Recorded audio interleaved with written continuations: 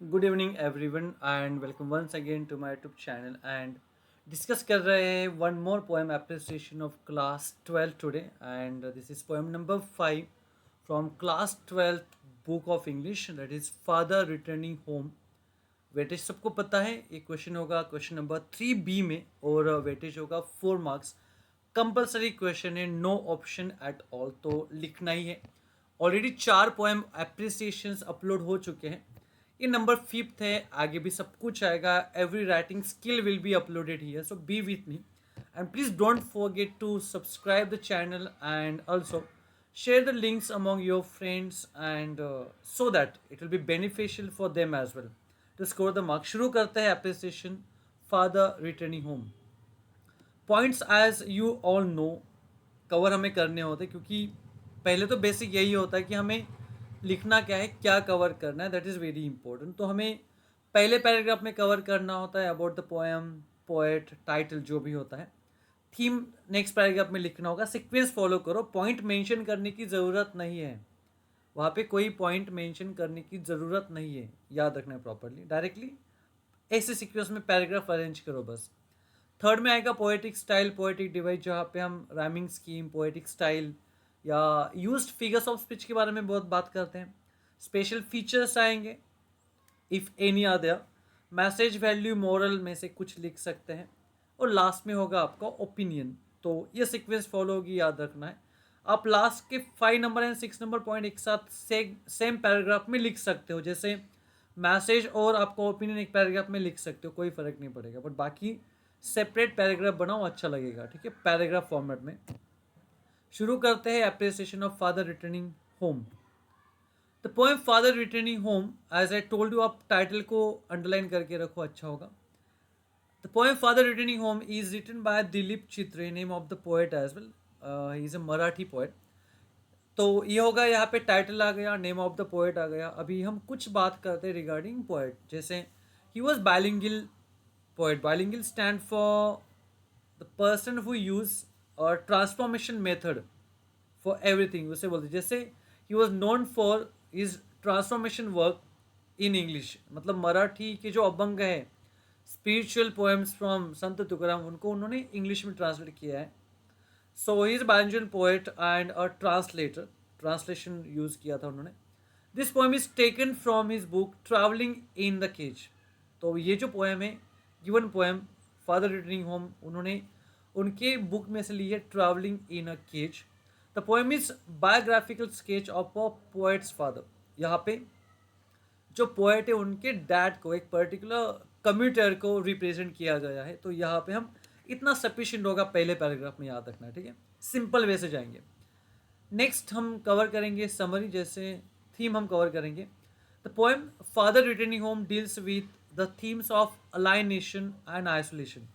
दोनों का meaning already same होता है, सेपरेशन उसे बोल सकते हैं, of the self in the man made world. कैसे एक इंसान जो फैमिली में रहता है, but as he grows and जब बच्चे बड़े हो जाते हैं, गॉट मैरिड, तो वही इंसान, वही फादर एक अलाइन होते रहता है, आइसोलेट होते जाता है फैमिली से, अकेला अकेला, बच्चे ध्यान नहीं देते हैं एंड वो सेपरेशन वो फेस करता है। ये रियल लाइफ डिस्क्राइब की है, याद रखना है। The poet describes the tied image of his father who is traveling in the train and after returning home।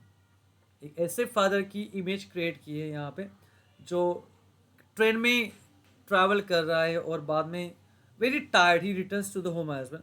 No one is ready to share anything with the father. तो जो dad है उनके साथ कोई, उनके जो बच्चे हैं, they are little arrogant and not sharing their jokes, their worries with him.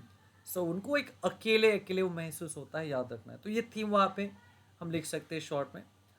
बाद में वहाँ पे देखो कुछ पोएटिक डिवाइस जो भी यूज हुआ होगा हम डिस्कस करेंगे। The poem father returning home is a dramatic monologue. ये जो पोएम है एक ड्रामेटिक मोनोलॉग है, ये फॉर्म है पोएट्री का, याद रखना है properly. It does not follow any rhyme scheme as it is written in a free verse style. Poem में कोई भी राइमिंग स्कीम यूज नहीं है, क्योंकि ये लिखी गई है फ्री वर्स स्टाइल में, ये चीज़ समझनी है अच्छे से।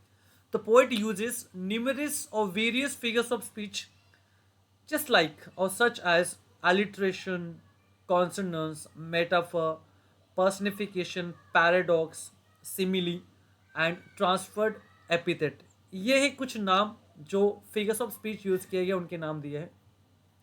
अलॉन्ग विद दैट आप एक आध एग्जाम्पल दे सकते हो इनमें से किसी भी एक फिगर्स ऑफ स्पीच का, नो वरीज एट ऑल, ठीक है। तो यहाँ पे हमारे 3 पैराग्राफ कवर हो जाते हैं, 4 मार्क्स होंगे, याद रखना प्रॉपर्ली। हाँ, और वैसे आपको 4 पॉइंट बताए जाते हैं, बाकी सारे नहीं, हम सारे डिस्कस कर रहे हैं, बट इतना लिखना नहीं होता है, बोर्ड्स में याद रखना है। The special feature, next paragraph number 4 about special feature of the poem is it's use of imagery, जो इमेजरी यूज की गई है, एक इमेज क्रिएट की एक पर्सन की, कम्यूटर की, रेलवे, एक इमेजरी आपके सामने, रेलवे आती है, कम्यूटर आता है, whatever, it is clearly evident, evident मतलब very obvious, very clearly mention किया है in the poem. Another special feature is the poet's sketching the image of his father, जो पोएट्स के फादर की उन्होंने इमेज क्रिएट की है, वो एक अलग फेगस ऑफ स्पीच है। As an old man with the world like, तो कुछ वर्ड्स यूज किए हैं to image, to create that और sketch that image of a father, जैसे आई डिम बाय एज, उनका एज हो रहा है। Fed homeward means excited to reach home, अगर आप बाहर होते हो तो घर जाने की हमें भी एक्साइटमेंट होती है, known as a homeward and all that, ठीक है, होम सिक भी बोला जाता है। Grey platform showing his growing age, तो बहुत अच्छे अच्छे फीचर्स यहाँ पे यूज़ किए गए बाय द पोएट, तो हम वो डिस्कस करेंगे। परफेक्ट कंसेप्ट होनी चाहिए, याद रखना है। एंड द लास्ट, जहाँ पे हमें मैसेज और लाइक्स डिसलाइक लिख सकते हो, जैसे the message that the poem conveys in the is, जो मैसेज हमें पोएम कॉन्वे करती है, प्रोवाइड करती है, is the separation of a man from a modern world, एक इंसान का कैसे सेपरेशन होता है from the modern world. The poem at least, जो ओल्ड लोग थे in the past, at least parents की केयर की जाती थी, याद रखना, आज थोड़ा अलग है। पहले तो ओल्ड एज होम्स भी नहीं थे, आज ओल्ड एज होम्स भी होते हैं, याद रखना, ठीक है। The poem also communicates the apathy of the society, it's a thinking, dirty thinking of the society towards the elderly people, और आज जो सोसाइटी की थिंकिंग हो चुकी है, dirty kind of thinking towards the elderly people, ये भी यहाँ पे डिस्क्राइब किया गया है, ये मैसेज मिलता है। I find the poem highly relevant to today's world, आज की जो वर्ल्ड है, मॉडर्न वर्ल्ड है, उससे रिलेवेंट ये पोएम लगती है। बाद में लास्ट पॉइंट जो है ना, लाइक डिसलाइक वाला, मैंने यहाँ पे मेंशन किया, देखो यहाँ पे उसी में। Okay, I like the poem very much because the poet simply conveys a strong message to the readers, मुझे ये पोएम अच्छी लगी क्योंकि पोएम एक स्ट्रॉन्ग मैसेज यहाँ पे कन्वे करना चाहते हैं। That's it. So this is all about the figures of. This is all about the appreciation of the poem number 5, Father Returning Home. I hope you understand the concepts. यही लिख के आओ, आपके मार्क्स कहीं नहीं जाएंगे. You will get the full credit of marks always. Thank you for being with me, and very eagerly, very soon, I'll upload the next appreciation. So till then, bye everyone. See you soon.